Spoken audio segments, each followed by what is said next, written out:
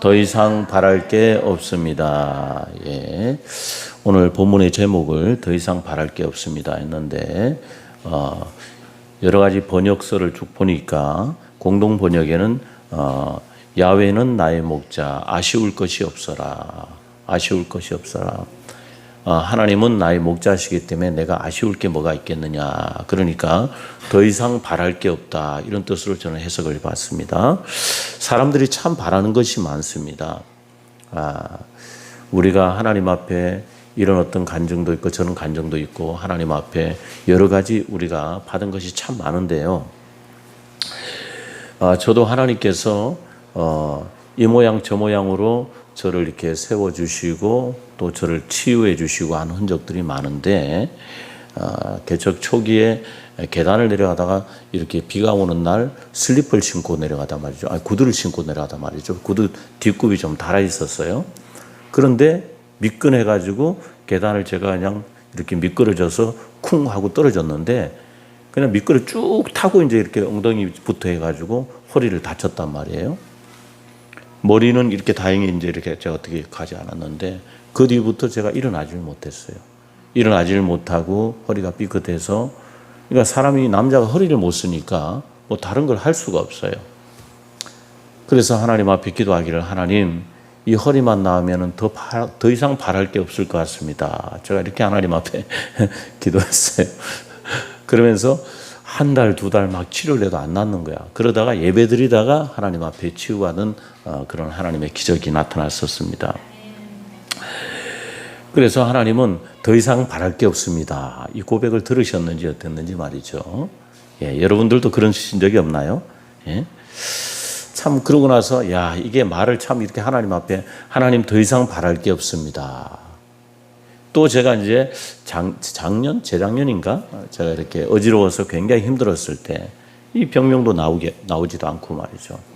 그럼 굉장히 고생을 했거든요. 그러면서 뇌졸중으로 쓰러지는 사람들 이런 분들 그 어지럼증 하나 때문에 얼마나 고통당하고 있는 것인지 보니까 평소에는 안 보였는데 내가 어지러워 보니까 어지러움으로 고생하는 사람들이 엄청 많더라고요. 그때도 제가 이제 하나님 앞에 하나님 이거 하나 없으면 더 이상 바랄 게 없을 것 같습니다. 또 그런 고백이 되는 거예요. 예, 참 민망하고 부끄러웠는데요.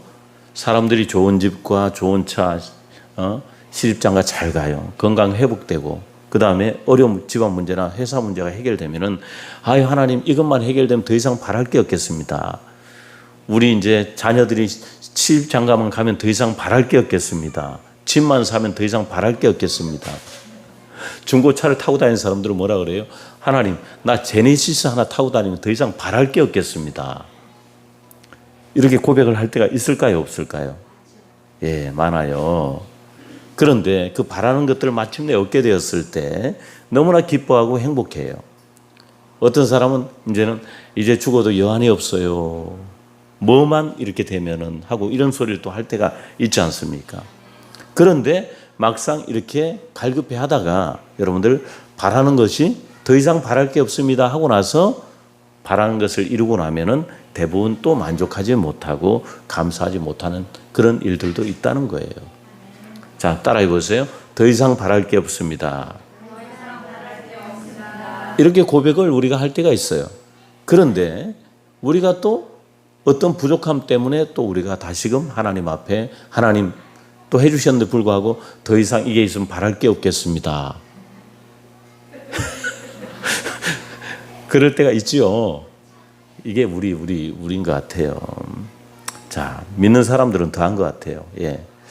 자, 그런데 여러분들 주님이 주신 참된 위로와 은혜에 감사하고 주께서 나를 지켜주시고 보호해 주시고 의의 길로 인도해 주신 날은 하나님의 그 믿음과 확신이 여러분들 우리가 그것이 흐려지면은 우리가 자칫 불평할 수도 있다는 거예요. 우리에게 여러분들 하나님은 우리를 계속 인도해 주신다. 우리를 계속 사랑해 주신다. 위로해 주신다. 은혜 주신다. 잊어버리지 마시기 바랍니다. 자, 그럼에도 불구하고 하나님은 우리의 목자가 되셔서 변함없이 우리를 지키시고 인도하시고 보호하시는 분이시다. 그래서 다윗이 여호와는 나의 목자시니 더 이상 바랄 게 없습니다. 다윗은 이렇게 고백을 한 겁니다. 예, 토마스 칼라일이 이렇게 얘기했어요. 인간은 희망의 기초를 두고 있는 존재다. 자기 소유를 다 빼앗겨도 오직 희망만큼은 갖기를 원한다. 그랬습니다. 시편 121편 1절 3절에서 내가 산을 향하여 눈을 들리라. 나의 도움이 어디서 올까? 나의 도움은 천지를 지으신 여호와에게서로다. 여호와께서 너를 실족하지 아니하게 하시며 너를 지키시는 이가 졸지 아니하시로다. 이렇게 고백을 했습니다. 하나님이 우리를 도와주시기 때문에 우리는 실족하지 않습니다. 다윗은 이스라엘의 왕이었지만은 부귀영화에 절대로 희망을 걸지 않았어요.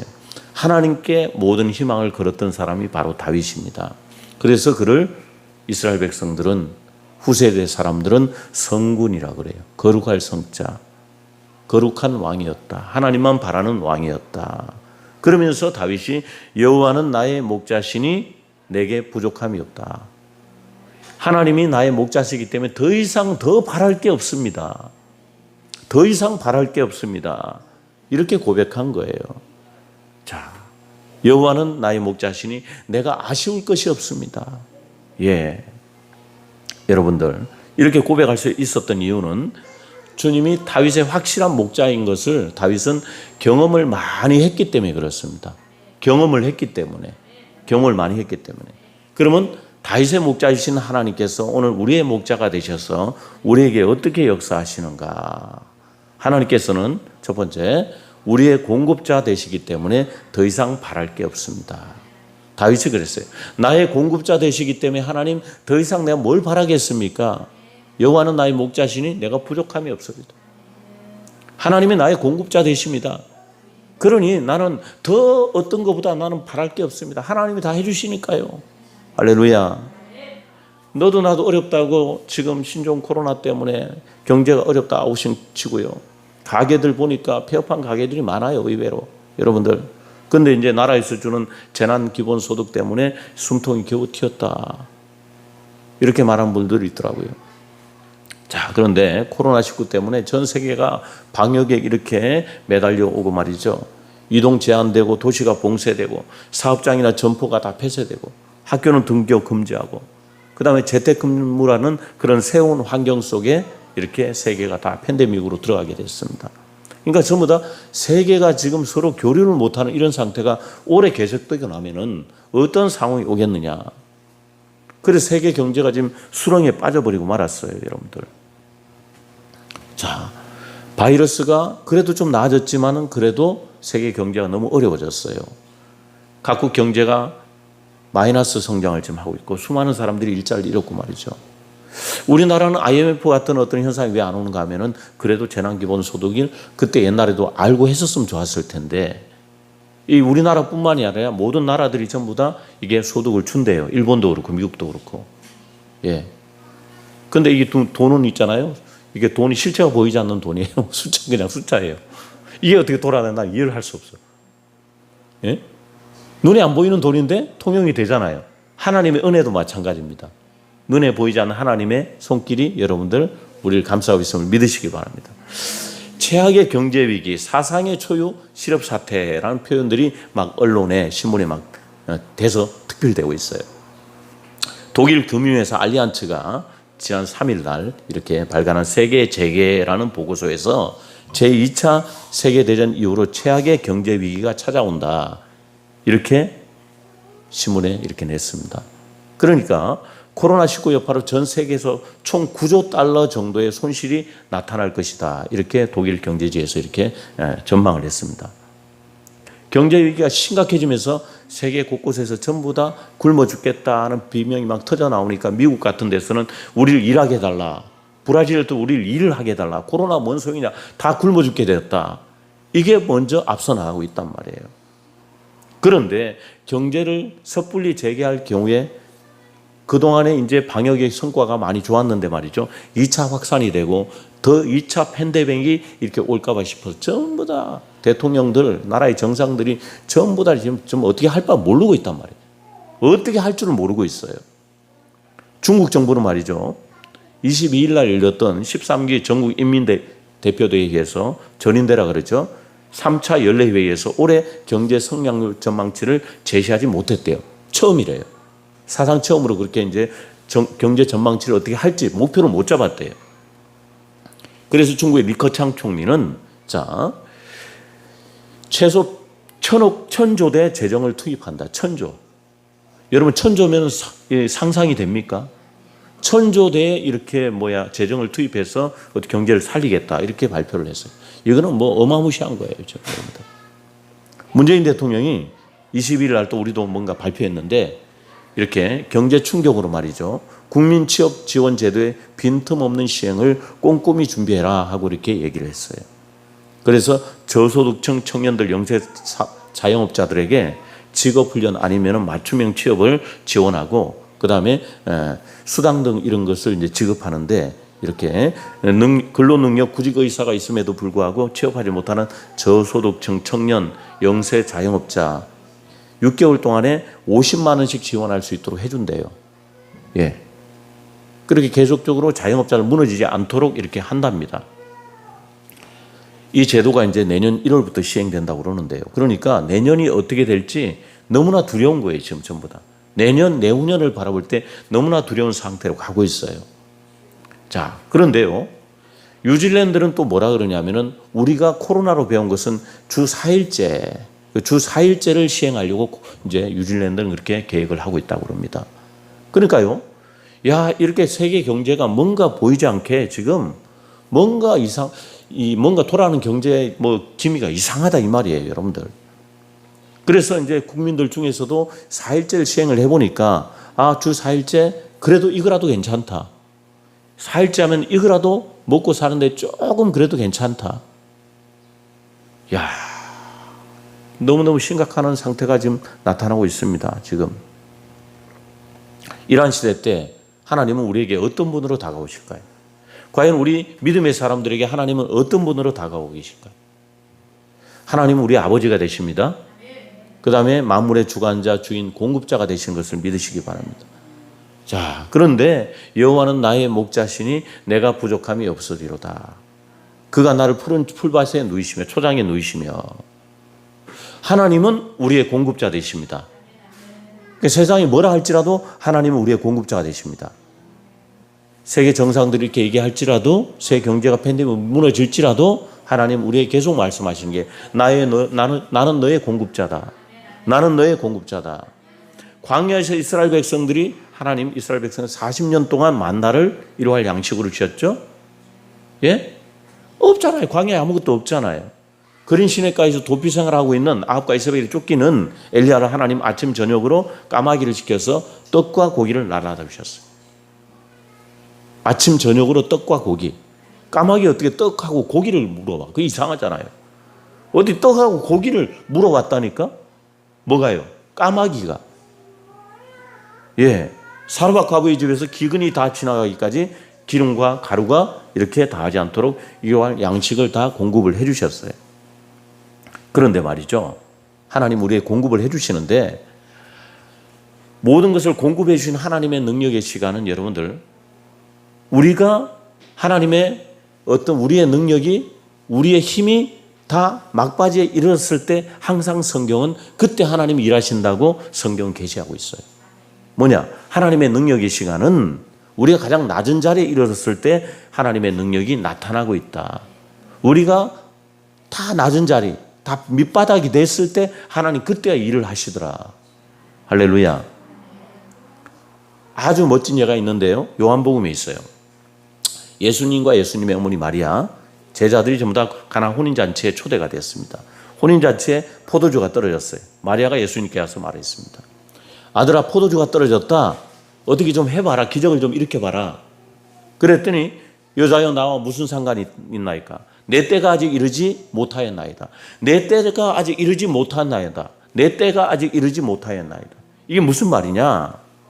자, 이 말은 잔치에 참석한 사람들의 잔에 아직 포도주가 아직 남아있기 때문에 아직 저들은 갈급함을 느끼지 못합니다. 아직 갈급함을 느끼지 못합니다. 저들이 갈급함을 느낄 때 내가 일할 때입니다. 저들이 밑바닥에 갔을 때 내가 일할 때입니다. 그래야 내가 했다고 저들은 고백할 겁니다.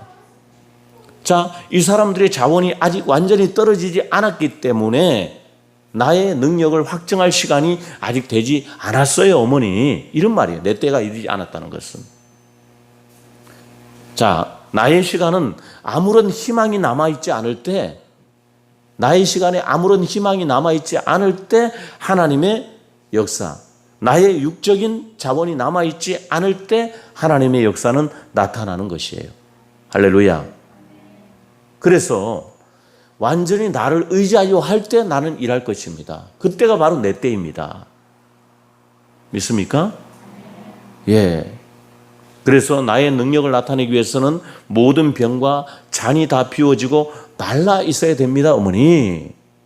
이게 바로 내 때가 이르지 아니하였나이다. 그래 예수님 가만히 기다려보다가 보니까 때가 되니까 어떻게 포도주 통에 다 다 없거든요. 그래서 제자들에게 가득히 채워라 그런 거예요. 바닥에 아무것도 없으니까 이제는 가득히 가서 아구까지 채워라. 그렇게 주님이 명령하신 거예요. 어떻게? 때가 됐으니까. 바닥이 아무것도 없으니까. 그러니까 잔 하나라도 한 방울이라도 남아있으면 안 되는 거예요. 우리가 그거 의지하거든요. 그거 의지할 때 주님은 일하지 않으세요. 따라하세요. 내 때가 이르지 아니하였나이다. 예. 우리는 조금이라도 있으면 그것을 의지하게 됩니다. 하나님 의지 안 합니다. 절대로 의지 안 합니다. 그 주님의 때는 어떤 때? 완전히 밑바닥. 우리의 모든 자원이 바싹 말라버렸을 때. 그러면요, 병으로도 바싹 말라있고, 또 어떻게 물질로도 바싹 말라있고, 그러면 아버지하고 울면서 와요. 그럴 때 하나님의 기적이 나타나는 거예요. 그린 시냇가에서도 어떻게 해요? 가뭄이었어요. 가뭄의 때 그쪽에. 사르밧과의 집에서도 가뭄의 때였어요. 바싹 말라있을 때 아무것도 공급되지 않는 그 시대 때 하나님은 일을 하신 거예요. 풍족할 때 하나님 일하지 않았어요. 예. 그러니까 홍해를 건너기 전에 하나님의 백성들이 일어났던 일과 똑같아요. 이스라엘 백성들은 자신들이 적인 애굽 사람들에게 우리에게 하나님 우리를 구출해 주시고 하나님의 능력을 보여달라고 막 부르짖기도 했잖아요. 그런데 하나님께서 인간적인 어떤 구출의 모든 희망과 사람들이 짜낸 모든 계획이 물거품이 될 때까지 하나님은 기다리셨다가 나중에 모세를 보낸 거예요. 가장 어려운 시간에 하나님은 역사하기 때문에 여러분들 하나님은 공급하신다고요. 그래서 하나님은 믿으라는 거예요. 아무것도 없을 때도 믿으라는 거예요. 바닥이 될 때 어떻게 해요? 역사하신다는 거예요. 어저께 어떤 목사님의 얘기를 들었는데요. 장로님이 몸이 다 죽어가는데 그 물질을 어려운 12교회를 돕느라고 우리 저 위에 계신 목사님, 장로님이 다 죽어가시는데 그 물질을 갖고 어려운 12교회를 도와주시려고 이렇게 하신 얘기를 들었어요. 왜? 차라리 이 물질을 갖고 어려운 12교회를 돕겠다. 아, 감동이 되더라고요. 바닥에 내려갔을 때 어떻게 해요? 하나님을 의지하고 차라리 이렇게 하겠다. 이게 바로 영적인 이런 원리가 되는 겁니다, 여러분들. 할렐루야. 과연 우리에게 뭐냐? 밑바닥에 있을 때 하나님은 우리에게 한없는 생수를 공급하시는 분입니다. 그래서 하나님은 배에서 생수의 강이 흘러나리라. 왜? 배는요, 우리 몸에, 우리 육신에 어떻게 밑바닥이 되거든요. 우리가 가장 낮아 있는 자리에 있을 때 어떻게 하나님은 공급하신다. 할렐루야. 그러니까요, 여러분들, 사람들이 참 이상해요. 하나님이 왜 이때 역사하시나요? 왜 이럴 때 역사하시나요? 그 원리가 이거예요. 하나님은 기적을 행하시지만 너의 힘이 있을 땐 난 절대로 일하지 않는다. 왜? 네 힘으로 했다고 하니까. 자, 우리는 누구에게나 도움을 청할 수 없는 처지에서 모든 자원들을 다 써버릴 수도 있어요. 그런데 우리 절망의 시간이 주님의 능력의 시간인 것을 믿으시기 바랍니다. 우리 주님께서 공급하실 거예요. 전 세계 엄청난 어둠으로 지금 뒤덮였어요. 이런 혼동의 시간에 우리 주님만이 오직 공급하실 거예요. 세계가 아무리 어떻게 한다 그래도 우리는 그래서 주님을 의지하고 나가야 됩니다. 할렐루야. 예. 사람들이 그럽니다. 내년엔 힘들겠죠. 불황이 오겠죠. 정권시장이 무너지고 실직이 늘고 식량과 자원이 고갈되고 미래는 불확실하고 어두워지겠죠. 라고 막 걱정을 합니다. 우리가 역사상 보니까 제가 연구를 딱 이렇게 보니까 이 전염병이 일었던 시기가 세계적으로 한 10번 정도 이렇게 막 이렇게 2000년 안에 딱 보니까 있는데 그 안에 지금 시기가 굉장히 더 어려워요. 굉장히 어려운 시대예요. 이렇게 계속 좀 메르스, 사스, 코로나 이렇게 연속으로 온 때는 거의 없었대요. 옛날에 몇백 년에 한 번씩 이랬는데 이렇게 계속 온다는 것은 뭔가 하나님이 주신 사인이 있는 거예요. 역사상 가장 어두운 시간을 맞고 있는지도 모릅니다, 우리가. 그런데 이것은 우리가 과거 어느 시대보다 가장 큰 기적을 목격한다는 하나님의 사인입니다. 할렐루야. 그래서 우리의 자원이 떨어질 때 하나님께서 초자연적으로 공급하시는 기적을 연이어 볼 때가 바로 지금입니다. 지금. 그래서 우리가 아침에 시래기국 한 사발, 호떡 한 조각이 남았다 할지라도 여러분들, 된장국 한 그릇만 남았다 할지라도 하나님은 우리의 공급자, 더 이상 바랄 게 없습니다. 다윗처럼 고백해서 하나님의 기쁨이 된 여러분들 되기를 축원합니다. 그래서 우리는 뭐만 없어지면 안 된다? 희망을 버리면 안 돼. 우리에게 희망을 절대로 버리면 안 돼. 뭐예요? 우리 하나님 벌써 말씀하셨잖아요. 밑바닥 따라합니다. 밑바닥을 기억해라. 아직 밑바닥이 되지 않았잖아요. 그럼 밑바닥이 되면 뭐예요? 하나님이 역사하신 나는 오묘한 뭔가 여러분 안에 희열을 느끼시기 바랍니다. 나는 그런 경험을 했어요. 다 없어졌는데 여기서 뭐가 올라오면 기쁨이 올라오더라고. 그걸 경험을 했다니까. 다 없어졌는데 여기서 기쁨을, 하나님 뭔가 일하시겠구나, 이런 희열이 올라오더라고요. 그래서 여러분들 걱정할 거 없는 거예요. 할렐루야. 그래서 주님께서 말씀하셨어요. 그럼 우리 염려하여 이르기를 무엇을 먹을까, 무엇을 마실까, 무엇을 입을까 하지 말라. 이는 다 이방인들이 구하는 것이다. 그래서 이방인들이 구한다 이 말이에요. 할렐루야. 너희 하늘 아버지께서 이 모든 것이 너희에게 있어야 할 줄을 아시느니라. 그러니 너희는 먼저 그의 나라와 그의 의를 구하라. 그럼 이 모든 것을 너희에게 더하시리라 말씀하셨어요. 그러니까 우리는 그의 나라와 의를 구하고 무엇을 입을까, 무엇을 마실까, 무엇을 먹을까 하지 말고 오직 하나님의 나라와 의를 구해서 영혼 구원에 힘쓰는 여러분들 되기를 축원합니다.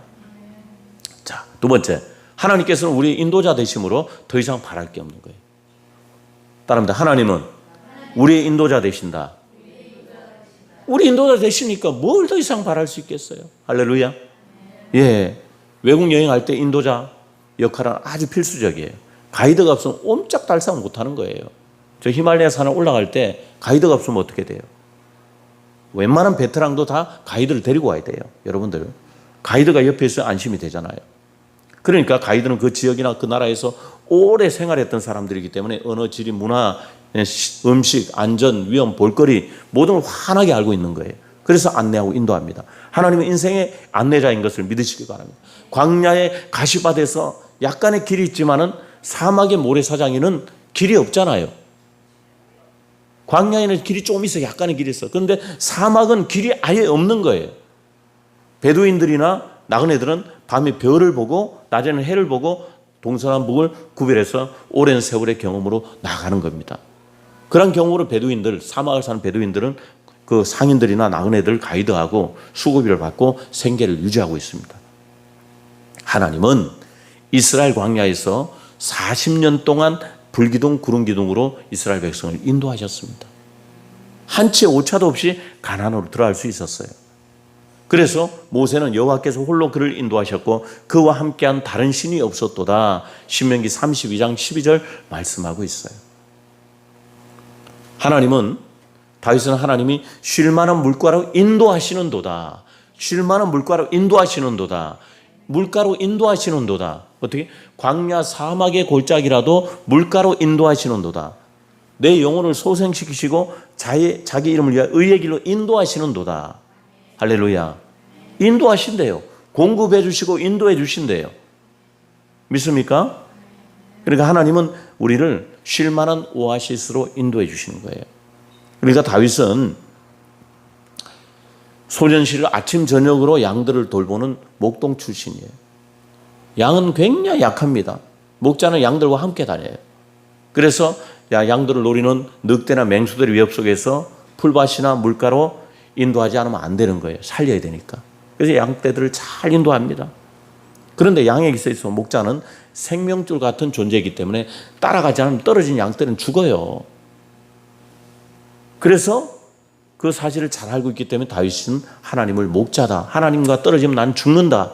양들처럼 양이 떨어지면 죽는 것처럼 나는 죽는다. 그래서 하나님은 나의 목자다. 나의 목자다. 나의 목자다. 그래서 푸른 풀밭에 인도하시고 거기 눕게 하신다. 쉴 만한 물가로 인도하신다. 그러나 생각을 한번 해보세요. 조용한 잔잔한 차에 보니까 이제 뭐 이렇게 풀밭 이렇게 하는 어떤 그런 걸 제 차는 보니까 막 이렇게 소리가 나고 참 잘 잘 수 있는 그런 어떤 소리가 나는 그런 어떤 이게 돼 있어. 그래갖고 딱 들면은 막 풀소리가 나고 막 그러면 차를 끌고 하다가도 막 졸려서 막 잠이 들 것 같아. 우리 주님은 우리에게 여러분들 쉴만한 물가에 인도하셔서 조용하게 넉넉하게 쉼을 주시고 우리에게 영적인 물을 마실 수 있도록 인도해 주신 걸 믿으시기 바랍니다. 그러니까 우리에게 푸른 풀밭 쉴만한 물가가 어딜까? 여러분들 우리가 출입하는 우리 교회인 줄 믿습니다. 아니 뭐예요? 여러분의 가정입니다. 사랑하는 여러분의 가정입니다. 오늘 영상 예배를 드리는 가정일 수도 있습니다.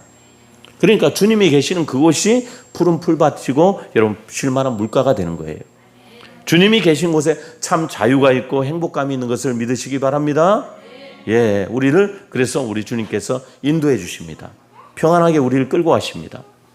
그래서 바짝 메말라 보니 우리 영혼에 소송케 되게 하시고 생수의 양이 흘러 넘치게 하시는데 요한복음 7장 37절 39절 보니까 누구든지 목마르거든 내게로 와서 마시라. 나를 믿는 자는 성경의 이름과 같이 그 배에서 생수의 강이 흘러나리라 하시니 이는 그를 믿는 자들이 받을 성령을 가리켜 하신 말씀이라. 이렇게 말씀하고 있어요. 자기 이름을 위하여 의의 길로 인도하신대요. 따라합니다. 자기 이름을 위하여. 자기 이름을 위하여. 그러니까 하나님의 이름을 위해서 의의 길로 인도하신대요. 하나님이 어떤 명예를 위해서. 그러니까 하나님의 명예를 위해서 의의 길로 인도 안 하실 수가 없어요. 인도하셔야 되는 거예요. 하나님은 주권적인 은혜로 우리의 허물과 죄를 사해 주시는 것을 믿으시기 바랍니다. 그러니까 우리의 더러운 허물과 죄를 하나님께서 자기 이름 예수 그리스도의 이름으로 우리를 의의 길로 인도해 주신다. 그래서 우리 죄를 사하시는 하나님은 우리 하나님의 아들 예수 그리스도가 죽임을 당하기까지 자기 이름을 위하여 우리를 의롭게 하시고 의의 길로 인도해 주신다. 예수님은 선한 목자가 되셔서 양들이 울타리에 들어오고 나가고 할 때 한 마리 한 마리를 직접 통과시키는 양의 문이 되시는데요. 성막에 보면은 문이 하나밖에 없어요. 동쪽 문 하나밖에 없어요. 그쪽으로 다 백성들이 들어가서 번제를 드려야 돼요. 다른 문으로 들어가면은 도적이요 강도예요. 그래서 주님께서는 목자는 자신들의 양을 위해서 기꺼이 목숨을 버려야 할 수도 있기 때문에 하나님의 아들 예수 그리스도는 그 생명을 주저함 없이 십자가에 들이시고 우리 위해서 목숨을 다해서 모든 것을 들이시기까지 우리를 사랑하신 줄 믿으시기 바랍니다. 그래서 말씀하고 있어요. 나의 안에 거하라. 나는 내 하나님이니. 찬양 있죠? 나의 안에 거하라. 나는 내 하나님이니 모든 환난 가운데 너를 지키시는 자라. 두려워하지 말라. 내가 널 도와주리니 놀라지 말라. 내 손 잡아주리라. 그렇게 말씀하고 있어요. 의의 길로 인도하시는 목자가 되심으로 더 이상 우리는 바랄 게 없는 거예요. 우리를 죄에서 구원하신 그 흔적이 있기 때문에 더 이상 우리가 뭘 더 바랄 수 있겠어요. 이렇게 하나님 앞에 고백할 때 하나님은 기뻐하시고 너 더 바랄 게 없다고 솔로몬이 그랬잖아요. 하나님 앞에 하나님 다 수도 구하지 않았고 부도 구하지 않고 오직 지혜만 구했더니 하나님 더 주셨다고. 할렐루야. 그러니까 우리가 하나님 앞에 하나님 더 이상 바랄 게 없습니다. 더 이상 바랄 게 없습니다. 다윗의 고백이 이거예요. 더 이상 바랄 게 없습니다. 더 이상 바랄 게 없습니다. 솔로몬이 고백했더니 하나님이 더 주신 것처럼 지혜롭게 하나님 앞에 고백해야 될 줄을 믿습니다. 항상 그래서 이번 주는 뭐라고 고백한다? 여호와는 나의 목자시니 내게 부족함이 없습니다. 더 이상 바랄 게 없습니다. 하나님 앞에 항상 고백하는 한 주가 되기를 축원합니다. 자, 주님께서 세 번째 우리의 목자 되심으로 더 이상 바랄 게 없다. 아니 너무 당연한 거죠. 우리의 목자 되신다. 예, 4절 한번 읽어보세요. 4절. 내가 사망의 음침한 골짜기로 다닐지라도 해를 두려워하지 않을 것은 하나님이 해를 두려워하지 않을 것은 다윗은 하나님이 자기와 함께 하심을 굳건히 믿었어요. 시편 9편 13절 보니까 나를 사망의 문턱에서 일으키시는 주여 말씀하고 있어요. 자, 다윗이 사망의 문턱 같은 한 발짝만 더 디디면 죽을 것 같은 위험한 상황이 너무나 많았습니다. 너무나 많았어요. 장인 어른에게 여러분들 십수년을 쫓겨다니고요. 자기 아들이 반역해서 궁궐에서 쫓겨나기도 했고요. 그래 어떤 때는 블레셋 아기스에게 망명을 갔을 때 신하들이 막 뭐라 그러니까 옆에서 미친 척하고 수염에 침을 질질 흘리면서 미친 사람 흉내를 내면서 목숨을 구걸하기도 했어요. 그런데 한마디로 바람 잘 날 없는 그런 인생을 살았어요. 그럼에도 다윗은 주의 지팡이와 막대기가 나를 안위하신다 말했어요. 주의 지팡이와 막대기. 보니까 여러분들 주의 뭐라고? 지팡이하고 막대기 두 개가 있죠. 따라하세요. 지팡이와 막대기. 예. 오늘 성경이 우리가 주의 지팡이가 나를 안위하시나이다. 주의 막대기가 나를 안위하시나이다. 나도 그렇게만 인식이 됐는데 자세히 보니까 주의 지팡이와 막대기가 나를 안위하시나이다. 두 개가 있잖아요. 지팡이하고 막대기. 지팡이는 뭐냐면은 여러분들 지팡이는 여러분들 이렇게 갈고리처럼 돼 있어갖고 양들이 어디 멀리 떨어지면 이리 와 하고 끌어당기는 도구가 되는 거예요. 우리 노인들 다닌 지팡이. 그 다음 막대기는 뭐냐면은 저 양떼를 죽이려고 하는 늑대나 곰이나 뭐가 오면은 때려서 물리치는 도구. 하나는 가지마 하고 끌어당기는 도구. 하나는 적들이 오면 물리쳐서 보호하는 도구. 그 지팡이와 막대기로 우리를 보호하시는 것을 믿으시기 바랍니다. 네. 예. 그래서 자, 5절 한번 보세요. 5절. 다윗의 인생 앞에 하나님께서 어떻게 했어요? 원수의 목전에서 상을 베푸시고 그 다윗의 인생 앞에 부족함이 없는 진수성찬의 상을 차려주고 계시는 거예요. 그러면서 자기 머리 위에 기름을 부으셨음을 기뻐하면서 내 잔이 넘친다고 고백하고 있어요. 그러니까 다윗은 소년 시절에 찬밥 대우를 받으면서 이름도 없이 빛도 없이 목동치 못으로 살았어요. 그런데 하나님께서 내 마음에 합한 자 이렇게 다윗을 하나님께 지칭하시면서 다윗을 기뻐하셨고 사무엘을 보내서 그의 머리에 기름을 부었던 일을 잊지 않고 다윗은 있었던 거예요. 나에게 원수의 목전에서 내게 상을 베푸셨다. 기름을 부으셨다. 기름을 부으셨다. 내가 왕이 될 수 있도록 나를 인도해 주셨다. 이런 고백입니다. 원수의 목전에서. 집안 다 원수였죠. 아버지도 그랬고 형들도 그랬고 모두 다 다윗을 반겨주는 사람이 있었습니까? 그래서 다윗이 역경과 고난이 와도 주께서 나를 기름 부으셔서 왕으로 세우셨을 때를 이제 회상하면서 나의 잔이 넘친다 이렇게 고백할 수가 있었던 거예요. 주의 지팡이가 막대기. 그 다음에 어떻게 해요? 원수의 목전에서 내가 상을 베푸셨다. 사무엘을 보내주셔서 나를 왕으로 기름 부으셨다. 다윗은 이것을 잃어버리지 않은 거예요. 그래서 다윗은 더 이상 바랄 게 없습니다. 내 인생을 이렇게 이끌으셨으니 더 이상 바랄 게 없습니다. 더 이상 바랄 게 없습니다. 그러니까 하나님이 더 주실 수밖에 없죠. 지혜로워야 돼요. 따라해 보시죠. 더 이상 바랄 게 없습니다. 주님께서 우리의 목자 되심으로 더 이상 바랄 게 없습니다. 그런데 주님이 우리의 현재의 목자만 되는 것이 아니라 주님께서 우리의 영원한 목자 되시기 때문에 우리는 더 이상 바랄 게 없는 거예요. 어떤 목자? 어떤 목자? 영원한 목자. 따라합니다. 영원한 목자. 영원한 목자. 그래서 다윗은 평생에 선하심과 인자하심이 반드시 나를 따른다. 선하심과 인자하심이 반드시 나를 따른다. 선하심과 인자하심이 반드시 나를 따른다. 6절 한번 읽어보시기 바랍니다. 시작. 나의 평생에 선하심과 인자하심이 정녕 나를 따르리니 내가 여호와의 집에 영원히 거하리로다. 예, 여호와의 집에 영원히 살리라 결심하며 고백하고 있어요. 여러분들 우리가 저 영원한 천국에 가면은 더 이상 우리가 바랄 게 뭐가 있겠어요? 천국에 가면은 뭐 다 있는데 뭐 바랄 게 뭐가 있어요? 생각만 하면 우리는 여기서 어디까지? 부산까지 가려고 해도 몇 시간을 기차를 타고 와야 되는데 생각만 하면 딱 가버리고 생각만 하면 뭐가 딱 나타나고. 그러니까 이 3차원의 세계하고 틀린 세계가 어디? 천국이란 말이에요. 뭐라고 좋다고 표현할 수 없는 것이, 더 이상 바랄 수 없는 것, 더 이상 바랄 수 없는 것, 더 이상 뭘 어떻게 원하지 않아도 되는 곳이 바로 어디예요? 천국입니다. 할렐루야.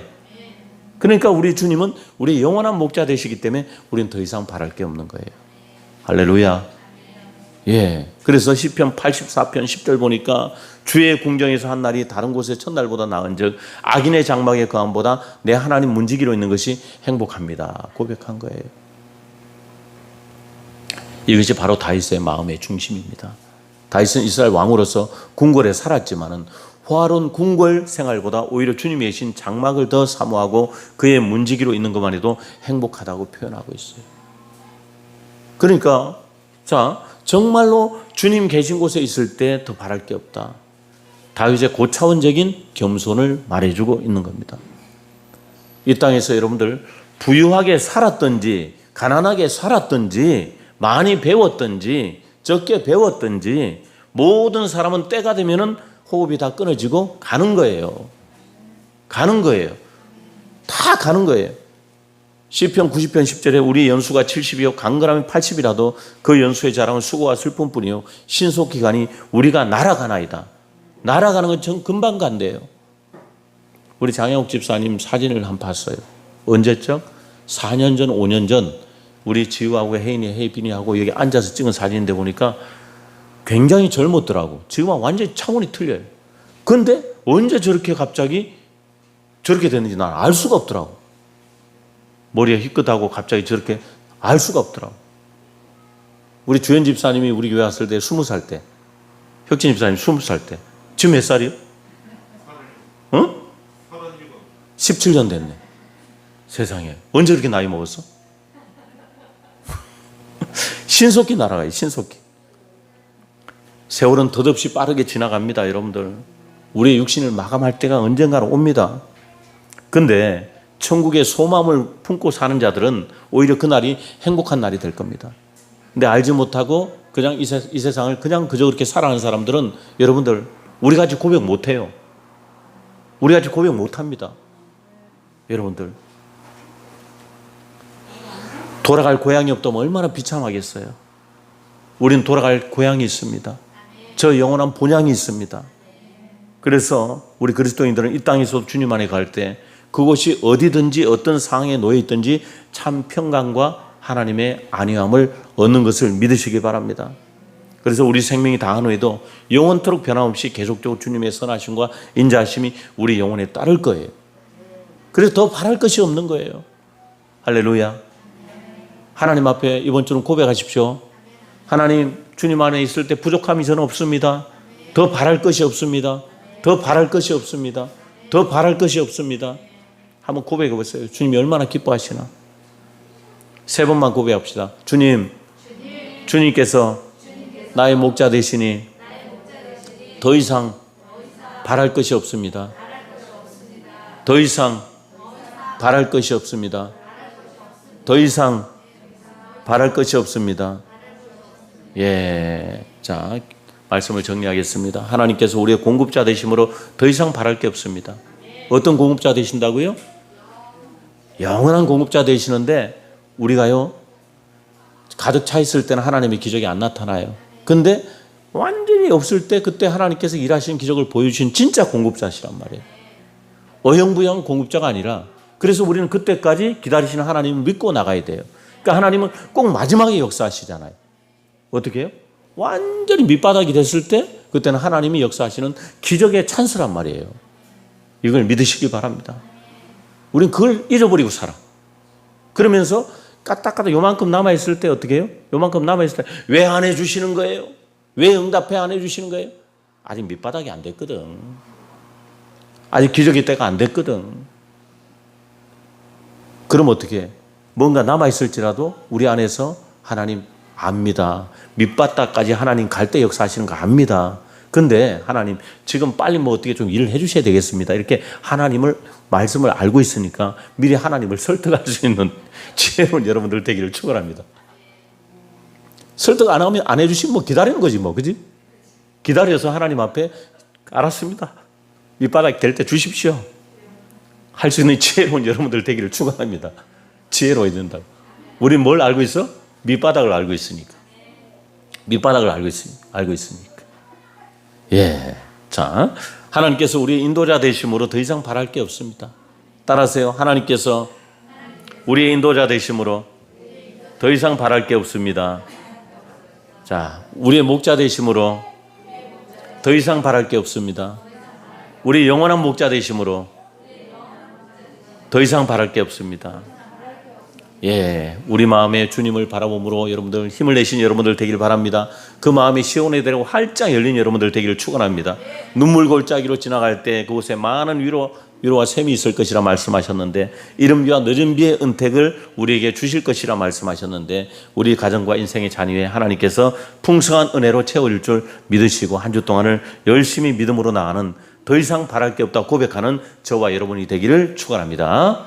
이제 하나님 앞에 고백합니다. 하나님 아버지, 더 이상 바랄 게 없습니다. 주님께서 우리의 목자 되시기 때문에, 우리의 공급자 되시기 때문에, 우리의 인도자 되시기 때문에 저는 더 이상 바랄 게 없습니다. 하나님, 그 믿음으로 살아갈 수 있도록 하나님, 이번 주에도 하나님의 풍성하신 인도하심을 바라봅니다. 주님 함께 동행하여 주시옵소서. 우리 주여 세 번 외치며 하나님 앞에 나아가 있습니다.